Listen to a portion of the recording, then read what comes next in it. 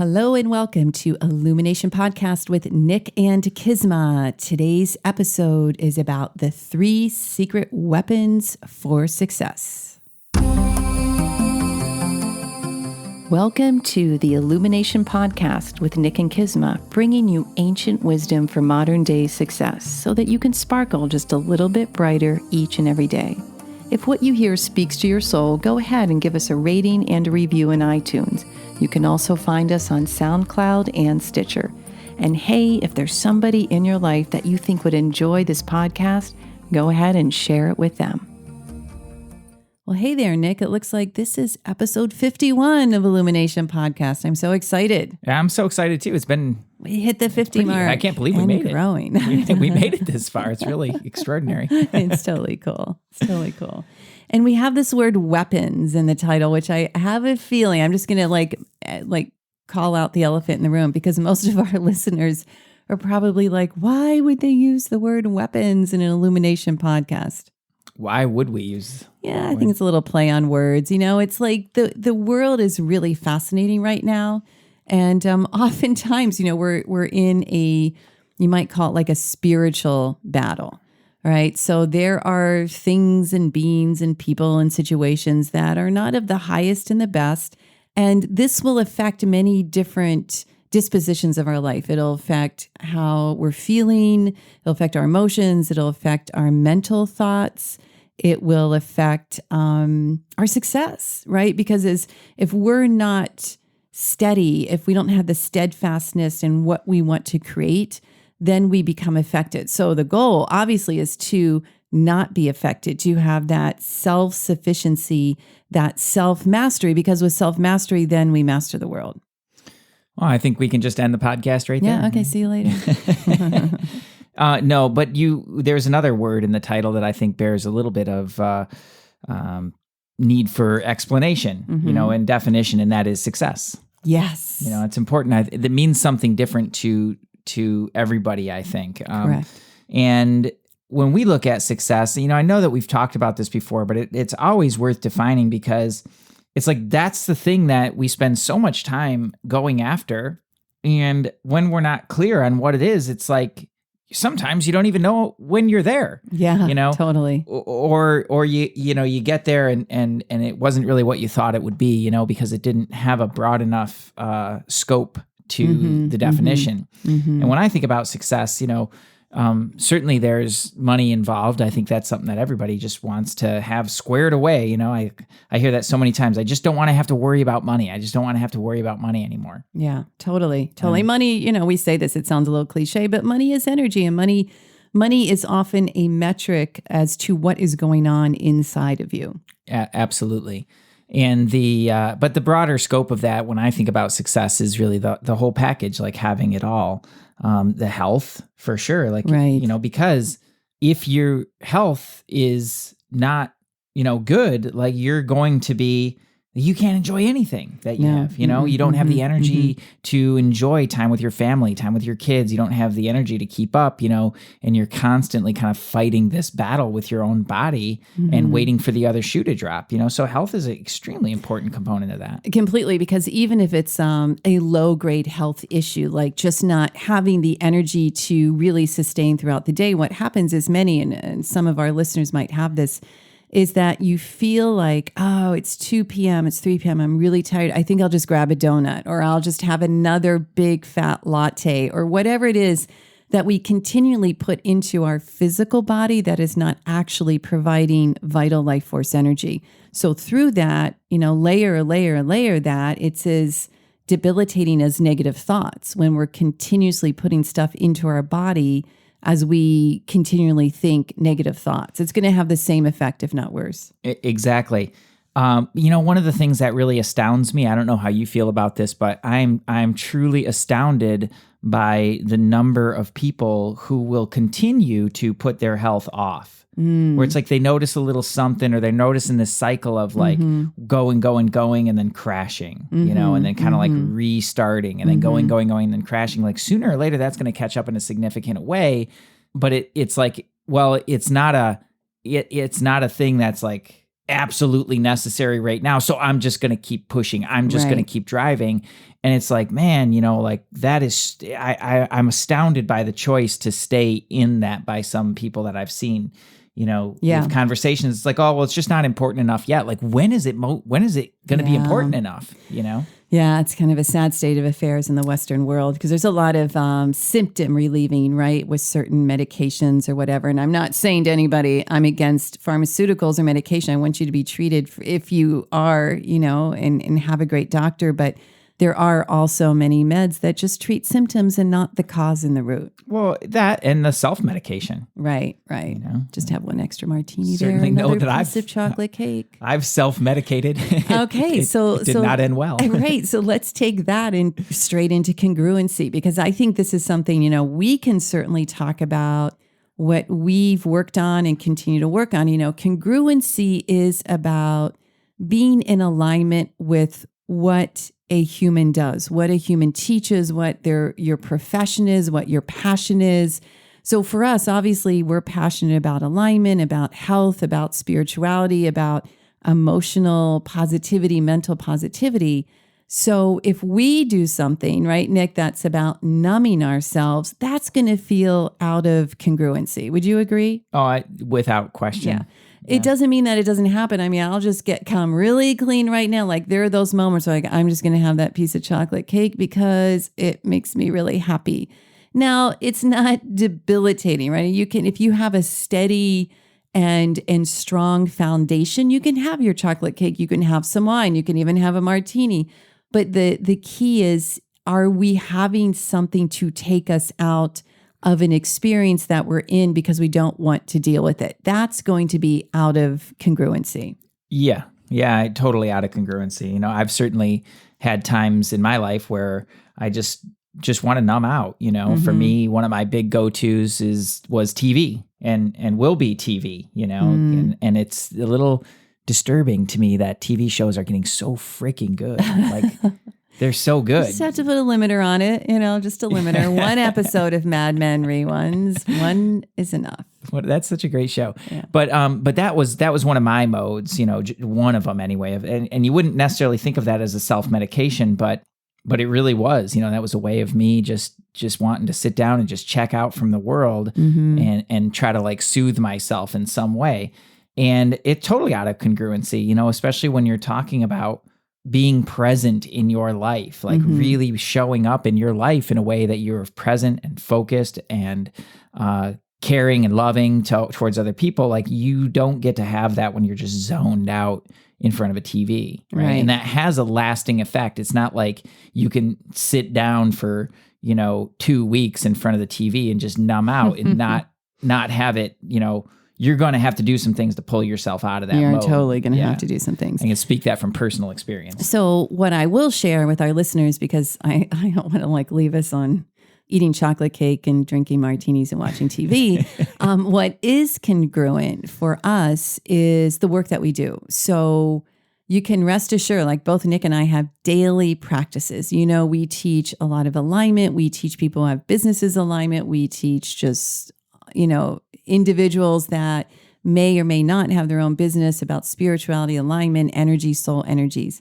So it is important to know, like, every single day we have something we do, whether it's studying, whether it's doing our energy process on ourselves, whether it's doing clearing processes. And that's where I can say this has allowed us to continue our work and to go to really a higher level in the way we serve people, because we are congruent daily with what we do. Yeah. And it's certainly not easy. It's not easy. And I mean it with all of the humility in the world, because it's something we strive to continue and to go deeper. So it's certain, just as we share with all of you and we share with our students and our clients, there really is no end. I mean, it's a journey of evolution, of depth, of knowing more and more who you are, of increasing your resiliency in your field, of being sensitive but yet not affected. And with that journey, we continue and strive and seek to go deeper and deeper every single day. Yeah.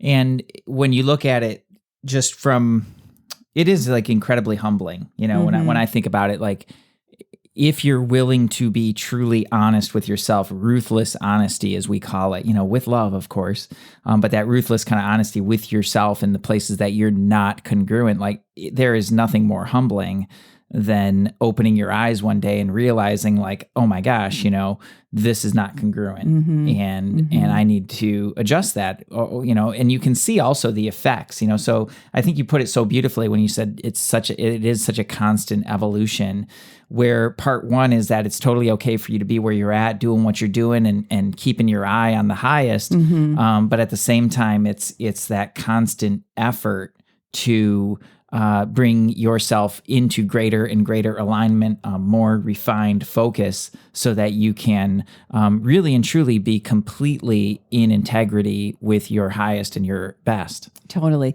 I have a quick little story that I think many of you probably have noticed or been in a situation like this. I would say it was about 8 years ago. I had interestingly enough, some heart issues, a valve. It was like some of you know about mitral valve prolapse. I had that since I was a kid, but then all of a sudden I became symptomatic, and it was very strange to me because I owned a yoga studio. I was practicing yoga every day. I was teaching yoga, and then I have this thing with my heart, and I'm like, what? This feels so incongruent. I can't stand it. So I went to a cardiologist, and he was really the best in town. And I was like, just kind of watching him and noticing his weight and his stress level. And of course, me, I started asking him questions. And I was like, well, do you drink coffee? He's like, yeah. I'm like, well, do you exercise? Do you do yoga? He's like, nope, I really should, but I don't. And I was like, dude, you're a cardiologist.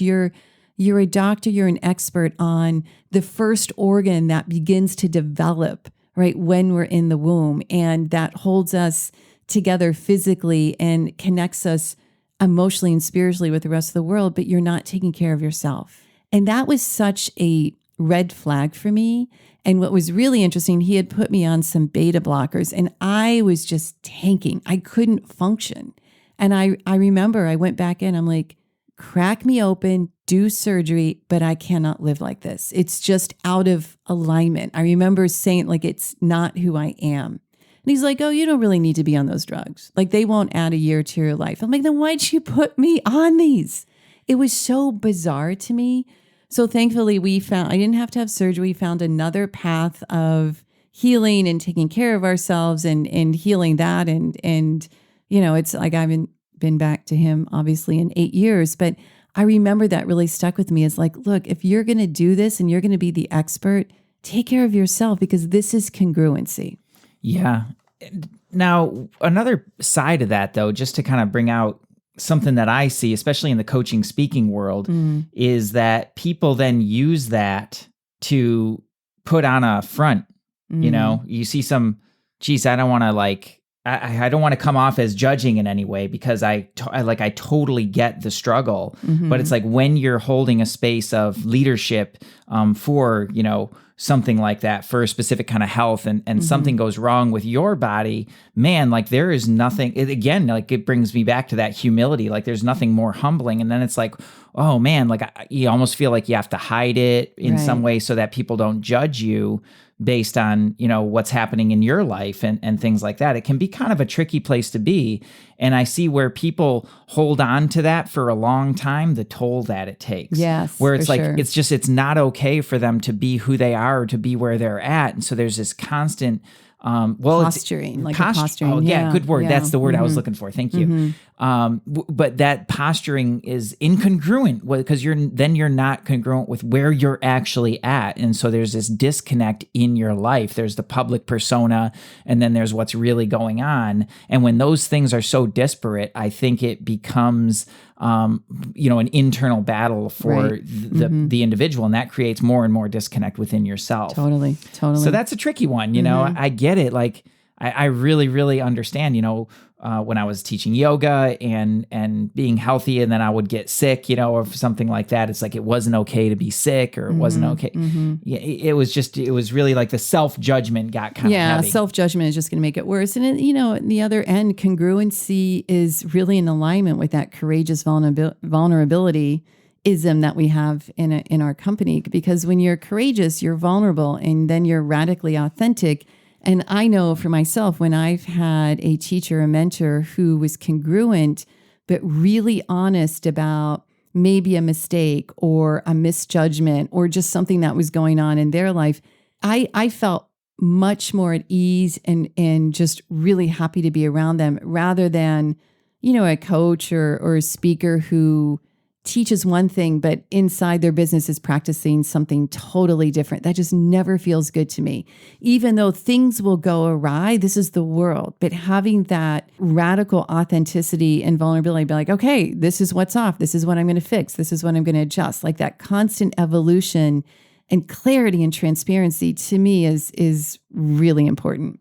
Yeah, thanks for bringing it back to that constant evolution. Yeah. Now, when we look at a different aspect, kind of turning back to this idea of success and what is success, I think another part of that, you've got health, and then wealth. There is like the aspect of wealth, which bears its own definition, of just beyond just money, but I think prosperity, Right. In different areas of our lives, and abundance in all the areas of our lives. But, if you look at it just in terms of money like that, as we mentioned before, that's definitely an aspect of success that needs to be sorted out. If you can have all the peace and happiness and all that kind of stuff, but if your money is not flowing, sooner or later that's going to catch up too, or it's going to create stress in areas where you're not, and you feel pinched in ways that you're not able to really fulfill your mission.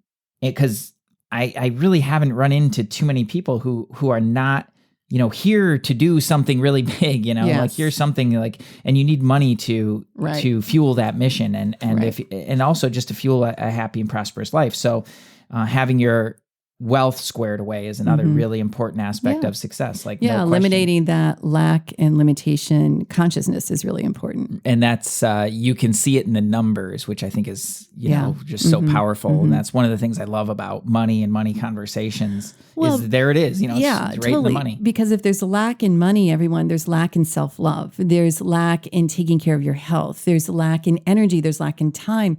It is a permeating negative energy, really, or belief that will affect everything. So if you're in spirituality, if you're a healer, if you're a coach, or if you're just out there doing something, don't feel badly about wanting to increase your wealth, because you can do amazing things when there's a steady income.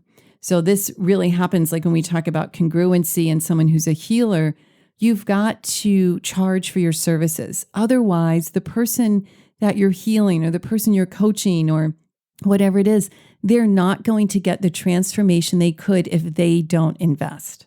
Absolutely. Yeah. And you wind up doing a disservice to them. Totally. And yourself. Yeah. Everybody loses actually in that. So that's sad, but that's a really important, I think that's a really, really important part of it. And then another aspect of success is commitment. Commitment. Well, that's the secret weapon. Oh, that's the secret weapon. An aspect of success is love. Yeah, Like totally. when you look at the total picture of success, if you don't have love in it and loving relationships, and great connections with the people you work with and with your family or your kids or whoever, doesn't it seem kind of empty? Completely. Yeah, So it's no fun. in that commitment, what a great secret weapon to talk about around love and relationships. Secret weapon number 2. Secret weapon number 2, commitment. What's commitment to you? To me, commitment is really being all in. So it's people ask it sometimes on a scale of 1 to 10, how committed on you are, or a scale of 1 to 10, and I'm like a 7, which is really like a 3 or a 4 in disguise. To me, it's a trick question because it's a question of either being all in or not, because it's like a chain with that weakest link. You can be really, really committed through all these different areas, but then it's that one thing, that's that one crack in the wall that really just blows the whole thing. When I think about commitment, it's really that steadfastness in an attitude towards whatever that goal is or whatever the ideal is that I'm wanting to create in my life. Right. So when I think about it in terms of love, in terms of if we were just to say like an intimate relationship like ours, when I think about commitment in that respect, I think about it really very much of understanding my role and being committed to being the best partner possible and whatever that means to me. And what that means to me is basically like, my commitment to love you as you are, no matter what. Like, that's my job in the relationship. That's how I see it. And then to deal with all of the things in myself that come up that prevent that, all the judgments, any judgments or any resentments or any kind of feeling like you need to be a certain way in order to have my love and affection. Like those are all inhibitors to that. And when I think about commitment, it's really like constantly coming back to that ideal of like, it is my job to just love you as you are, no matter what. That's awfully nice. Well, I mean, that's how I think about it. All right, so let me take the other end of that though, because I think this is important, whether it's an intimate relationship, a business relationship, a parent-child relationship. The other piece of commitment is doing your own work. So if I ended up like watching 12 hours of Law and Order a day and not taking a shower, I'm not committed to my evolution being present and running the business as I'm supposed to be running and being a partner to you. So there's a two-way street. Well, there is, yeah. And just as a quick aside, I would probably spend a few days with you on that Law and Order marathon. But that aside, before I snapped out of it. But absolutely, you have to, it's that commitment to your own work. But another part of that too is helping you get what you want. Like really helping you in any way that I know how to have the life experience that you want to have. That's awesome. However I might be involved with that. I think a lot of people, it's like, oh, we have to do everything together and be everything together. And I just don't agree with that. No. If you want to take off to Morocco, that's not going to work. And spend some time with Zoe for like, of course I want you to do that. I want to support you in that in any way that I can. And so I know you well enough to know that your highest and best is not sitting down and just watching endless Law and Order. So sooner or later, you have to, what's the saying, the Shakespeare quote, sometimes you have to be cruel in order to be kind. Yeah. And there may be a shock to get you off of that couch and back into, as best as I know how, back into your, exactly. Your and reality. Just so our listeners know, this has not happened. This is actually, I feel like I'm painting a picture of myself of being like on the couch watching TV. But let's take commitment to another level. So say that you have a goal, and I encourage all of our listeners to replace goal with ideal, because the word ideal means that it's something higher. Like goals are good, right? I get that. But when it's an ideal, think about like behind it is a purpose, a why, a passion, and an ideal. Throw up the ideal, toss up your ideal, and be committed to all the actions you're required to take to reach that ideal. And I share this because I know from experience that oftentimes before we reach that ideal, like that celebration, that amazing win or breakthrough, whatever it is, or acquiring a win in a project, there will be the ego or the past fears and beliefs that just kind of come up, and it can start to feel really yucky, like everything has gone worse than getting better.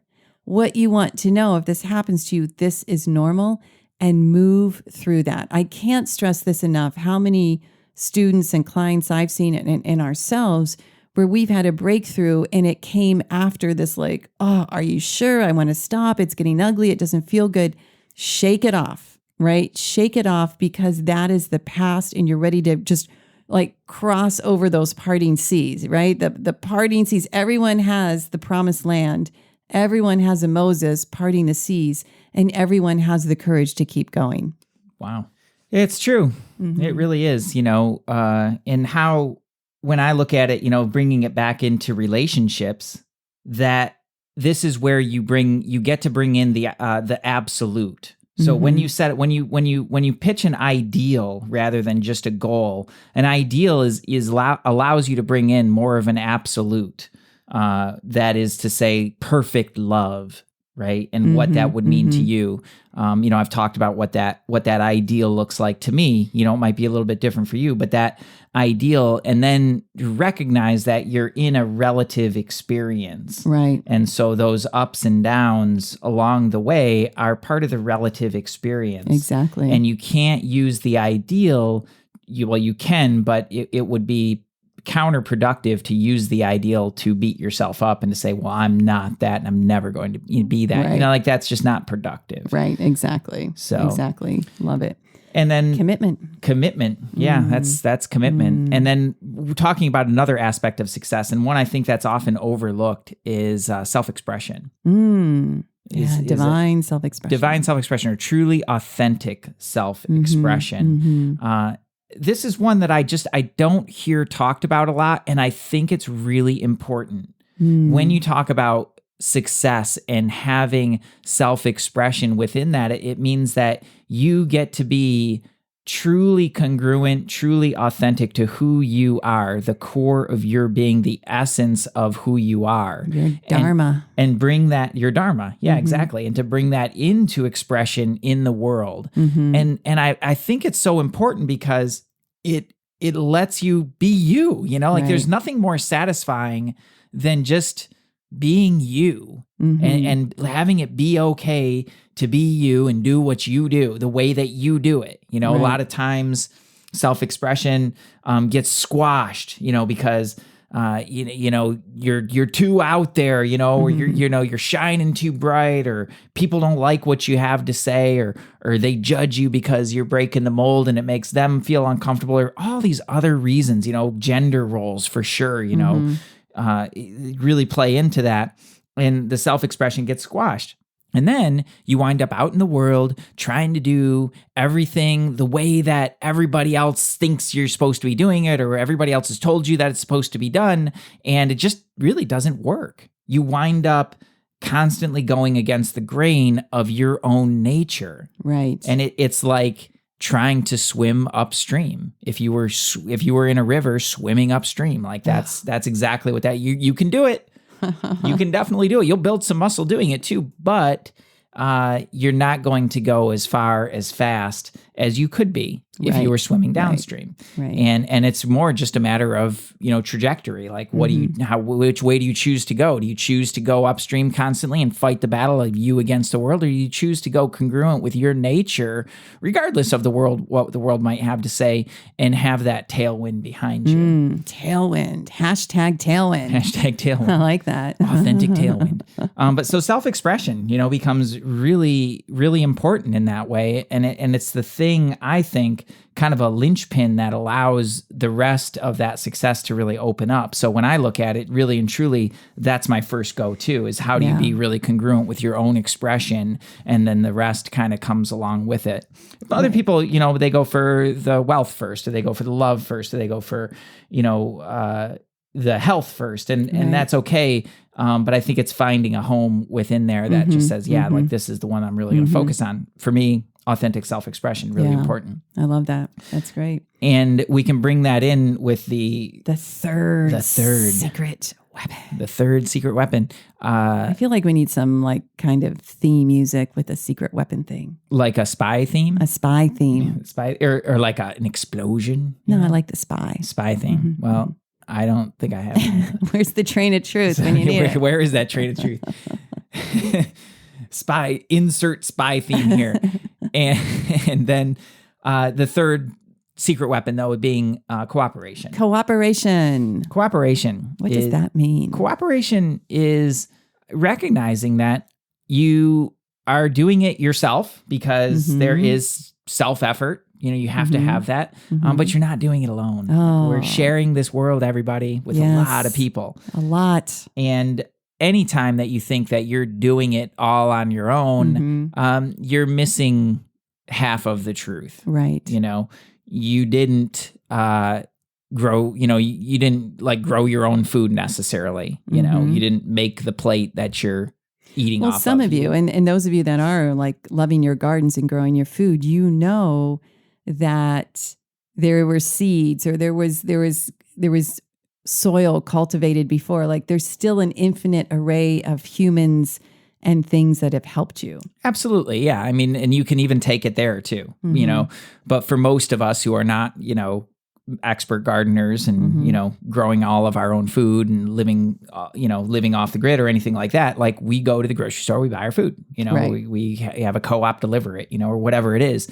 And that's part of it. You didn't make your computer Right. or your device that you're using to listen to this podcast on. You didn't make your car. Right. You didn't design the car. You didn't, you didn't make it piece by piece. You didn't, fashion each and every little bit of it, put it all together. You just get in, you go to the lot, you buy it and then, or lease it. And then you put the key in and you start it and you drive it. Right. Exactly. Exactly. But you didn't create the road that you're driving on. Nope, did not. So you look at all these different ways that there's these countless helping hands, like just truly infinite unseen helping hands, both within the world and beyond, into the unknown of, where did that seed come from? How the frick does that seed grow? Is the most brilliant minds on the planet can't make a blade of grass, So it's recognizing that within your own self-effort and your own conviction to create whatever you want with your life, there are countless unseen helping hands, and realizing that you're not doing it all on your own. And it's not only is it okay to ask for help and accept help, but you're already receiving it, Right. So to acknowledge all of the unseen helping hands that are playing a role in your life and in your mission and in your business and everything else is really, really important. And it's so, for success, this is really, really essential. There's a teaching that a city could lay off the mayor, or the mayor could go on vacation, say for 3 weeks. The city's still going to function. Like, there are other people around and the mayor, he does whatever. But if the garbage collectors go on strike for 3 weeks, we're in a bit of trouble. And yet, how many people will look at the garbage collectors as, oh, they're not so important, or, oh, they're picking up our garbage. Everyone plays a role. It's like the spoke in the wheel. And we're in the wheel of life. And your business is a wheel. And if there's a spoke that is cracked or broken, and if you're the leader of your business and you're not taking responsibility for that, there's going to be weakness. As well, if you work in a company, if you work in an organization, like, have pride, have excitement for your role. Even if you're not super happy where you are, when you shift your perception and when you start to look at how can I serve rather than take, oh man, everything changes. And I know I was really astounded. There's a couple of years ago, Nick, maybe just a year and a half, we were in Vegas and we visited the Zappos. Zappos is amazing. And we got to go into Tony Hsieh's office, which to me was so exciting. But guess what? His office was like the simple desk, and it was in a room that had about 5 or 6 other people in it that were his team. So in other words, he wasn't on the 32nd floor in this isolated glass box. He was with his people, and the culture there was very much interconnected, right? That there's a substratum that's keeping the company going, and everybody plays a very, very important role. Yeah, it wasn't really even an office, as I remember. It was just like a room. Yeah, like a big room with desks. But that was pretty interesting to see. Great example. Yeah, thanks for remembering that. How they brought into that culture this idea that, like really and truly like tearing down the walls. Right. It's like everybody has a role to play, and really honoring that. And I think it's so important, like in small ways in our lives. Like, you might not think that just acknowledging how important a janitor or a garbage collector or whoever is, and rather than looking down on the people who play those roles or thinking whatever, judging them in whatever way we might, that, they're not educated enough or not like whatever enough, to have a different kind of job, rather than to look at them and to see that, oh, well, they're playing a role too. It's because of what they do that I have the freedom to do what I do. Exactly. Because now I don't have to manage my own garbage. We have other people to do that. I don't have to do all of my cleaning in the office because we have somebody that does that. That allows me the time to do what I do more brilliantly, put my time into my gifts. Right. And it's acknowledging that. And appreciating. And it may seem, this one is a little funny because it might seem too intangible. You're like, well, what's that really going to do for my success? Well, what it's going to do for your success is energetically is it opens up your container in a way that you can receive more. Mm-hmm. So when you're in a place where I'm doing everything and it's all me, and I alone have done this, then you become very constricted and you close off energetically all of the other help and abundance around you. Yes. And so it becomes extremely stressful and you become very, very limited in what you're able to accomplish. Yeah. So energetically, what happens when you start to acknowledge like that you're just a spoke in the wheel, just like everybody else, and that all of the spokes are actually important, then you open up energetically and it allows just way more freedom in your life and way more flow of energy, flow of resources, flow of information, flow of help and support. Like all these things can flow much more easily. And that's so powerful. And what I would really encourage everybody to do with this one, especially because it is less tangible, is to just experiment. Yeah, Just totally. experiment. Totally. And see what happens, see how you feel, see what else is able to show up in your life and see what it does for your bottom line, because I guarantee that this will help your bottom line. Absolutely. Absolutely. Promises. So 3 weapons of success. We've got congruency, be congruent with what you believe, what you teach, what you do, who you are, who you want to be. Committed. Even when we look at this as success for how we want to be as a human, be committed to the way you want to be, the way you want to have, the way you want to do out in the world. And cooperation. Cooperate. Understand you're not alone. Yes, you have your special, saucy, amazing gifts and talents, but there are other people, beings, and, well, the planet that have supported us and you to do what you're here to do. And there you have it. Yeah. That's your total success, really the health, the wealth, the love, and the authentic self-expression of the essence of who you are just being expressed into the world in a beautiful way. Right. To me, that's the total success. And I really haven't found 3 more things, 3 things that are so powerful in creating that, and you can pick just one of them, moving forward, leaving this podcast. We always want to leave you with something to take with you and to bring into your life. I think to me, that's really, really important. We can sit here and talk all day about the concepts, but it's where the rubber meets the road that it really matters. And where that happens is in your life, in your everyday, in your relationships, in your business, in your career, in everything that you do. So bringing that into it, I would start with one, whichever one really resonates with you. Right. And start to play around with it in your life. It's just taking some time to recognize all these people that play a role or all these unseen hands and just being awestruck by it. That's a beautiful good word, thing. Awestruck. Totally awestruck. Like it really is, it really is awesome. Like what we've created as modern human beings, the world that we live in, the connectivity that we have, it's just extraordinary. And God knows how it's even all happening. And it's just amazing. Awestruck is the word that comes to me. Or whether it be congruency. Yeah. And having that willingness to look at areas of your life that are out of integrity with your highest and best or your highest ideals, and being willing to make those subtle adjustments. That's also really important. So whatever one it is for you that you want to bring into your life, start experimenting with it, doing some self-reflection, and then adjusting your actions, your attitude, just adjusting your life around those things and see what happens. Thoughts, words, actions, beliefs. Absolutely. Well, thanks everyone. This was a great one. Feel free to email in any questions. We'll be taking some questions in our next podcast and answering them. And as always, super appreciate you. If there's anyone that you believe would benefit from this podcast, please share it so we can get the message out louder, brighter, wider, happier, the whole shebang. Thank you so much, everybody. Have a great day. Namaste. Peace.